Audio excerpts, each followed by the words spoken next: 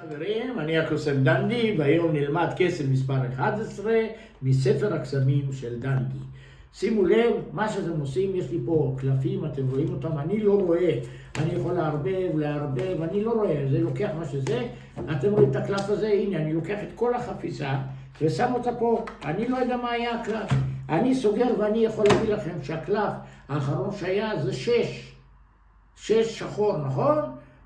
אז שימו לב. איך אני יודע? בואו אני אלמד אתכם.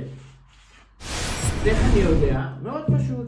אתם נותנים למישהו לערבב כמה שהוא רוצה, אתם לא מסתכלים על הצד הזה, שזה סגור, אתם לוקחים את כל החפיסה, מכניסים אותה פה. ברגע שאתם מכניסים את החפיסה פה, אתם יכולים כאילו להגיד שאתם סוגרים, ואז אני יודע שהקלף שבחרת זה קלף מספר 5. איך אני יודע? זה מאוד פשוט, שימו לב, אני לוקח את הקלף, פה אני יצרתי לי חריץ, אתם רואים?